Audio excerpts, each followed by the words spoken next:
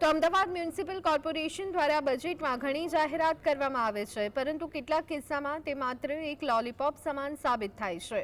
આ વાત માણેક ચોક વિસ્તારને રીડેવલપ કરવાના મામલામાં સાબિત થાય છે તેવો આક્ષેપ કોંગ્રેસ તરફથી કરાયો છે।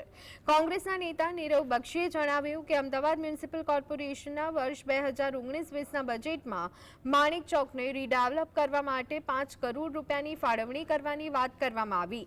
માણેક ચોક વિસ્તારમાં આવેલી કેટલીક ઇમારતોને હેરિટેજ લુકની સાથે રીડેવલપ કરવાની વાત હતી, પરંતુ કોર્પોરેશન આ બાબતે ઉદાસીન હોવાનો આક્ષેપ કરવામાં આવ્યો છે।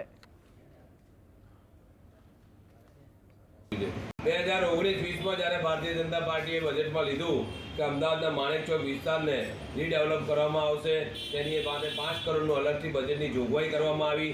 માણેક ચોકના આજુબાજુનો વિસ્તાર, તેમાં આવેલો જૂના શેરબજાર બિલ્ડિંગ, બાબા માલિકની મઢી તેમજ કંસારા બજારને સમગ્ર વિસ્તારને આવરી લઈને એક હેરિટેજ લુક સાથે તેને સરસ રીતે ડેવલપ કરવામાં આવશે, પરંતુ આ વાત પણ એ લોકોએ ગોળીએ ગોળ લગાવી દીધો છે અને સમગ્ર જનતાને ઉલ્લુ બનાવવાના પ્રયાસ કરી રહી છે। જો ખરા અર્થમાં એમને વિકાસ કરવો હોય તો 5-5 વર્ષના વાણા વહી ગયા છતાં પણ કોઈ વિકાસ કરી શકતા નથી। અમદાવાદ શહેરના મધ્યમાં આવેલી હેરિટેજ પ્રોપર્ટીની બાબતમાં પણ ભારતીય જનતા પાર્ટી અને વહીવટી તંત્ર પૂરેપૂરા ઉદાસ